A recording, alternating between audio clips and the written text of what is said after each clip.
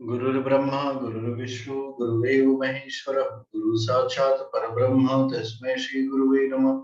अखंड मंडलाकारं व्याप्तं येन चराचरं तत्पदं दर्शितं येन तस्मै श्री गुरुवे नमः। मातृवत् लालयति च पितृवत् मार्गदर्शिता नमो गुरु सत्तायै श्रद्धा प्रज्ञा युक्ताचया ओम श्री गुरुवे नमः। ओम।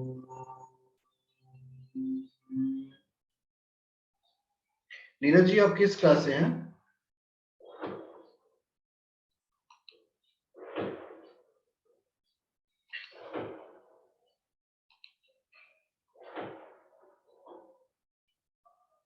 हरिओम टू एवरीवन, आप सभी का इस कक्षा में स्वागत है।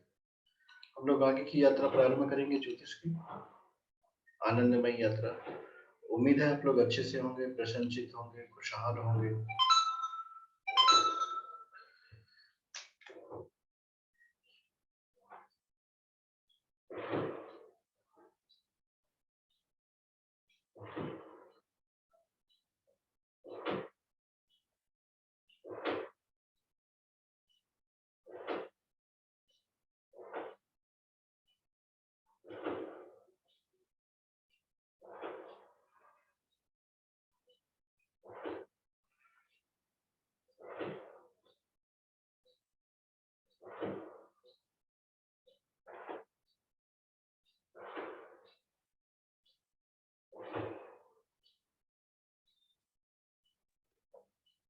प्रणाम गुरुजी।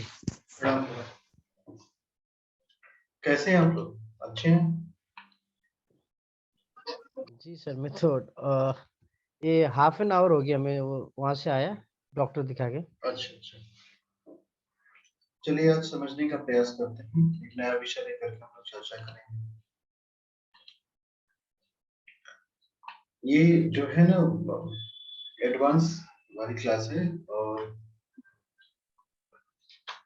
इसमें जो मुख्य बात है वो समझने की है कि हम लोग प्रिडिक्टिव की तरफ जाएंगे, प्रिडिक्शन की तरफ जाएंगे।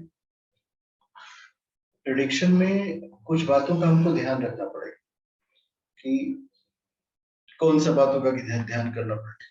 ये जो व्यक्ति का भाग्य भाव होता है ये काफी महत्वपूर्ण होता है। ये जो नवम भाव होता है कुंडली का, 9th हाउस, हमारा आज का फोकस नवम भाव पे होगा। ये व्यक्ति के जीवन में क्या करता है और क्या इससे हम कंक्लूजन पे निकलेंगे। जो 9th हाउस होता है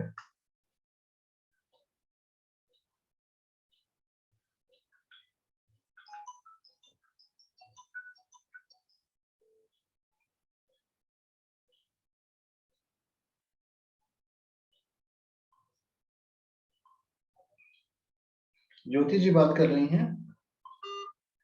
एक्चुअली होता ये है 9th हाउस जो ये व्यक्ति के धर्म का भाव होता है, व्यक्ति के पिता का भाव होता है और व्यक्ति के जीवन में जो पुण्य आते हैं वो इसी भाव से आते हैं। इस भाव को बहुत केयरफुली डील करना चाहिए। कभी भी 9th हाउस को आप लोग लाइटली बिल्कुल मत लें। जो 9th हाउस का ओनर है, अब जैसे इस कुंडली में देखा जाए तो यहाँ पे 9th हाउस में 5 नंबर लिखा हुआ। 5 नंबर, अंजू जी कौन सी राशि होती है 5 नंबर की?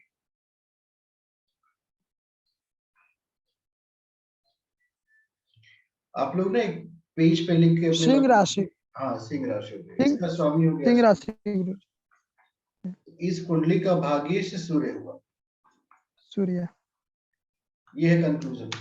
जैसे कभी कभी होता है ना कि हम लोग कंक्लूड करते हैं, तो क्या कंक्लूजन निकला? ये जो कुंडली बनी हुई है, जिस जातक की बनी हुई है, उनके भाग्य भाव का स्वामी जो है सूर्य है। तो जब भाग्य भाव का स्वामी सूर्य हो गया, उससे क्या कंक्लूजन निकलेगी? अगर यह व्यक्ति अपने सूर्य को मजबूत करता है तो उस स्थिति में क्या होगा? इसका भाग्य मजबूत हो जाएगा। भाग्य मजबूत होने का मतलब होता है, ऐसा नहीं है कि व्यक्ति को कर्म नहीं करना पड़ेगा, कर्म तो करना ही पड़ेगा, बिना कर्म की सफलता नहीं मिलती। पर भाग्य मजबूत होने का तात्पर्य होता है कि ऐसे व्यक्ति के जीवन में जो सफलता का मार्ग है वो सूर्य से होके आएगा। अब होता ये है कि हमारे पास जो ग्रह है, अगर आपकी कुंडली में, एक कुंडली और चेक करते हैं, देखिए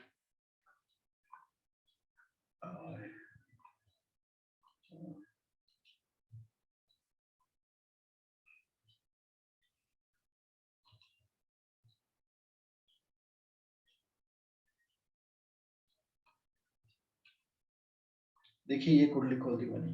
अब इस कुंडली को जरा ध्यान से देखिए।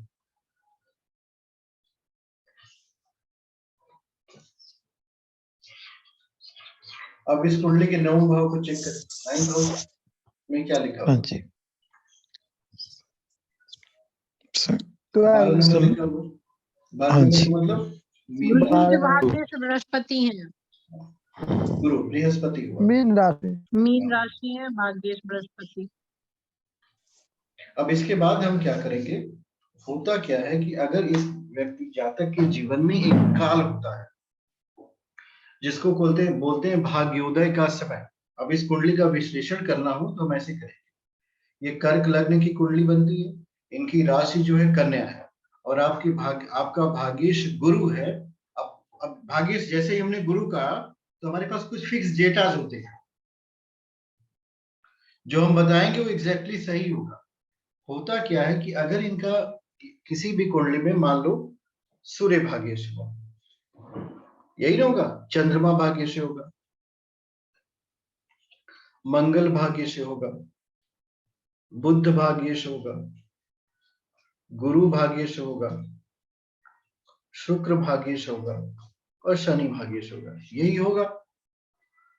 तो सूर्य जब भाग्येश होता है तो ऐसे जातक का भाग्योदय 22 साल में होता है।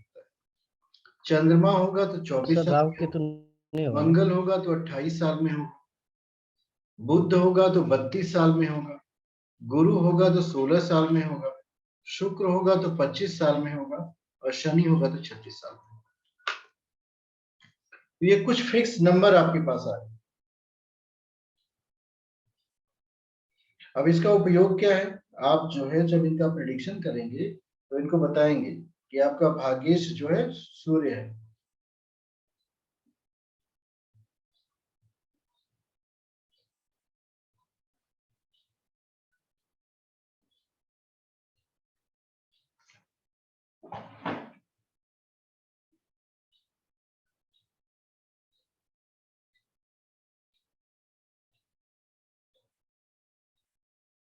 तो अभी इस कुंडली में भाग्येश जो है गुरु होने की कंडीशन में क्या होगा? इनका भाग्योदय का समय कितना आप बताएं? 16 साल बताएंगे, 16 वर्ष। अगर आप इनसे पूछेंगे कि आपके जीवन में 16 साल में कुछ अच्छा हुआ था तो बताएंगे हाँ। अब इसमें एक कंडीशन और आ जाती है जिसमें भाग्योदय का समय ऊपर बढ़ेगा। ध्यान से समझिएगा, भाग्योदय का समय बढ़ेगा, घट नहीं सकता। हाँ जी। विशाल जी आपके पास कोई प्रश्न है क्या? नहीं ठीक है सर, मैं यही देख रहा था, जैसे आपने बोला भाग्य का समय अब बढ़ेगा, तो मुझे ये लग रहा है जैसे इसमें सैटर्न है वो उसको देरी करेगा, जो मैं देख रहा था सर। अब भाग्योदय का समय बढ़ेगा, घट नहीं सकता किसी भी कुंडली में। अब दो सर मेरा स्थितियां चेक की जाती है। अब सर मेरा वो डिस्कनेक्ट हो कैसे गया चेक था। करेंगे वो हम आपको बता देते हैं, उसको समझ लीजिए। ग्रहों को दृष्टियां तो हम लोगों ने पढ़ी है। अब ये नवम भाव पे देखिए किसकी किसकी दृष्टि आ रही है, कौन कौन सा प्लैनेट इस 9th हाउस को देख रहा है।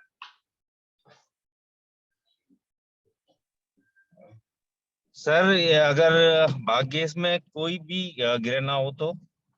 उससे कोई फर्क नहीं पड़ता, ग्रह जो है भाग्येश नहीं होता है। यहां से देखिए, यहाँ पे 12 नंबर लिखा हुआ है, ये 12 नंबर हाँ। हुई मीन राशि, इसका स्वामी हुआ गुरु। एक बृहस्पति। बात आप लोग फिर से समझो, किसी भी भाव का स्वामी वो बहुत महत्वपूर्ण भूमिका निभाता है। जैसे अब मान लो इस चार्ट में इस सब को मिटा दें,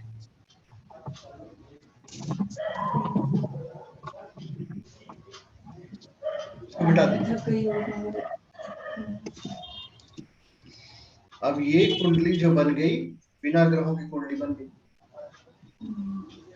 कुंडली को ऐसे ही पढ़ा करिए, पहले बिना ग्रहों के पढ़िए,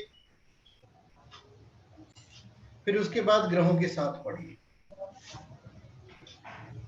जो भी व्यक्ति बिना ग्रहों के कुंडली पढ़ता है वही कुंडली का सही विश्लेषण कर सकता है।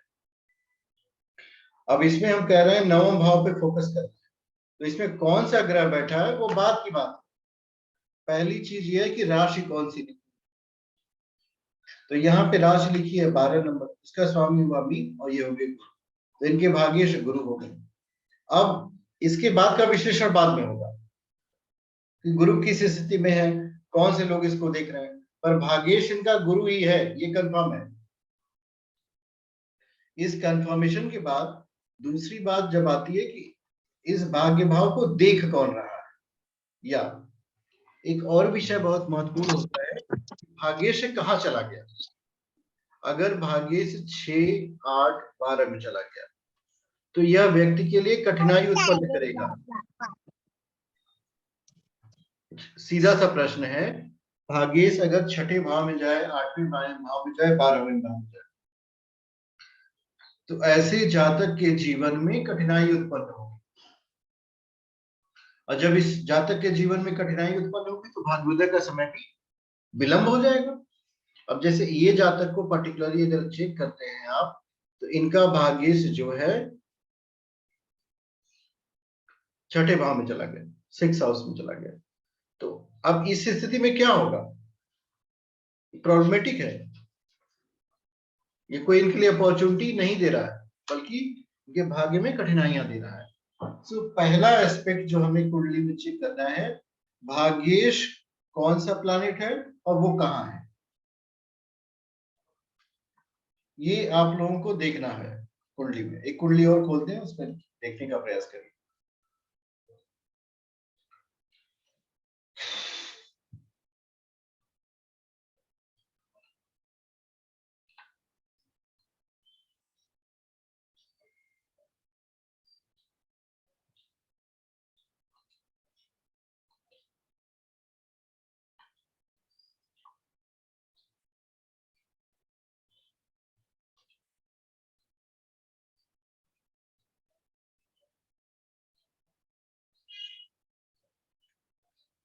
ये देखिए एक दूसरी कुंडली मैंने खोल दी। अब इसमें भाग्येश के विषय में ये देखिए नवम भाव में कौन सा नंबर लिखा हुआ, 9th हाउस में लिखा है, मकर 10 का मतलब शनिदेव है वो शनिदेव शनिदेव हो गए। मकर भाग्येश वहीं पे बैठे हैं वो यहीं पे बैठे हैं, मंगल और राहु के साथ है। तो ये एस्पेक्ट आप लोग चेक कर लिया करो। जब भी किसी कुंडली को देखें, पहले लग्न को देखिए, राशि को देखिए, उसके बाद भाग्येश के पास चले जाइए। जब आप भाग्येश के पास चले जाएंगे तब आप यह बात जान जाएंगे इस व्यक्ति का भाग्य भाव का स्वामी क्या है, अब उसमें होता क्या है, कंक्लूजन कैसे निकालें। जैसे जिन भी कुंडलियों में आप पाएंगे भाग्य शनि हो गया, तो ऐसी कुंडलियों में यह बात आ जाती है कि इनके काम सब धीरे धीरे होंगे, हाँ, पर इनके अंदर परिश्रम की बहुत क्षमता हो। ऐसे जातक परिश्रम बहुत करना पसंद करेंगे, इनको कठिनाइयां जीवन में आएंगी पर ये परिश्रम से निकलेंगे। अगर किसी जातक के मान लो भाग्येश गुरु हो गए तो क्या होगा, ये व्यक्ति जो है अपने जीवन में अपने पुण्य के बल पे आगे बढ़ेगा, अच्छे कामों के विषय में जाना जाएगा, ज्ञान के विषय में जाना जाएगा। ये एक तरह से व्यक्ति के जीवन को भी बता देता है भाग्येश। कारण क्या है कि अगर आप अपने भाग्येश का मतलब ये एक ऐसी दिशा है जिसमें आपको कम परिश्रम करना पड़ेगा। अगर आप अपने भाग्येश को जागृत रखते हैं तो आपको कम मेहनत करनी पड़ेगी, और अगर आप भाग्येश आपका कमजोर हो गया तो जीवन में काफी कठिनाइयां झेलनी पड़ती। तो ये काफी महत्वपूर्ण पॉइंट होता है भाग्येश को समझ पाना। अब एक विषय और भी है जिसमें होता क्या है, कोई भी जातक अपनी कुंडली खोल करके बैठ जाएगा। अब कुंडली उसने खोल दी, अब कुंडली खोलने के बाद वो जातक क्या करेगा, वो व्यक्ति जो है सोचेगा कि हमको कुछ ऐसा पता चल जाता है जिससे हम अपने जीवन में आगे बढ़ जाते। तो ये जीवन में आगे बढ़ने का भाव, जैसे जो नवम भाव का विचार करते हैं 9th हाउस, तो ये काफी महत्वपूर्ण हो जाता है, ये व्यक्ति के जीवन में आगे बढ़ने का भाव होता है। 9th हाउस कभी कभी व्यक्ति के धर्म के भाव को भी बता देता है। जो 9th हाउस होता है ना, व्यक्ति का धर्म कैसा होगा वो भी बताएगा। उच्च शिक्षा, व्यक्ति उच्च शिक्षित होगा कि नहीं होगा ये भी बताएगा। और साथ ही साथ व्यक्ति के अंदर धार्मिक प्रवृत्ति किस मात्रा में, ये भी बताएगा। तो धार्मिक प्रवृत्तियों का होना बहुत आवश्यक है। 9वें भाव से जिन चीजों का विचार किया जाता है वो व्यक्ति का भाग्य होता है, अधिकार होता है, आदेश होता है, पोते पोतियां, धर्म परिवर्तन और तीर्थ यात्रा, ये भी 9th हाउस होते हैं।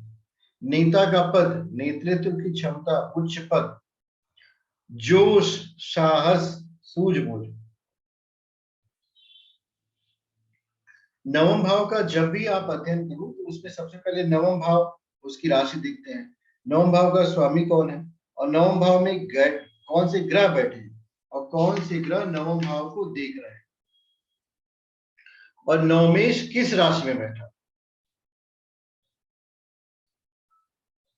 अब जिस भी कुंडली में नवमेश अगर मेष राशि हो जाए,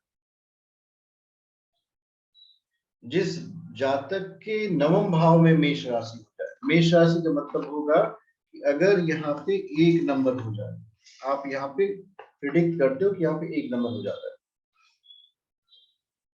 तो कुछ जनरल प्रिडिक्शंस होते हैं। अगर यहाँ पे 1 नंबर हो जाए तो ये मेष राशि होगी। ये व्यक्ति काफी सौभाग्यशाली होगा और उसका विवेक हर समय जागृत हो जाता है। अब वो जो भी काम करेगा सोच विचार की काम करता है। इसके साथ ही ऐसा मनुष्य धन के विषय में बहुत चिंतित रहता है जिसके भाग्य भाव में 1 नंबर वाली राशि आ जाए। वृषभ राशि आ जाए तब 2 नंबर वाली। यदि 9वें भाव में वृषभ राशि हो तो ऐसा व्यक्ति सच्चरित्रवान होगा, विद्वान हो जाएगा और जीवन के 28वें वर्ष में इस व्यक्ति का भाग्योदय होता है और पूर्ण भाग्योदय 36वें साल में होता है। बाल्यावस्था कष्टकारक होती है, जो इनका बचपन बीतेगा वो काफी कठिनाइयों वाला बीतेगा और इनको परिश्रम के बल पर उच्च शिक्षा की प्राप्ति होती है। कठिन होता है जीवन का उत्तरार्ध जो होगा, जो 28 साल के बाद का समय होगा वो इनके लिए काफी अच्छा होगा। पूर्वार्ध में इनको काफी कठिनाइयां चलनी पड़ेगी। यहीं अगर मिथुन राशि हो जाए तो यह व्यक्ति सौम्य एवं सात्विक प्रकृति का होता है। आज मेरी तबीयत कुछ ठीक नहीं हो रही है तो इसलिए मुझे क्लास को अभी वाइंड अप करना पड़ेगा। बाकी की कक्षा हम लोग अगली बार ले लेंगे, हम कुछ ज्यादा समय आप लोगों को दे देंगे। ओम भूर्भुवस्सुः सवितुर्वरेण्यं भर्गो देवस्य धीमहि धियो यो न प्रचोदयात्। आज का विषय जो है जिसको आप लोग दोहराएंगे वो है भाग्य भाव का स्वामी, उसकी दृष्टि। 2-3 कुंडलियां बना करके आप लोग प्रैक्टिस कर देंगे, हम कुछ चार्ट आपके ग्रुप में भी डाल देंगे, उसका आप लोग होमवर्क कर लीजिएगा।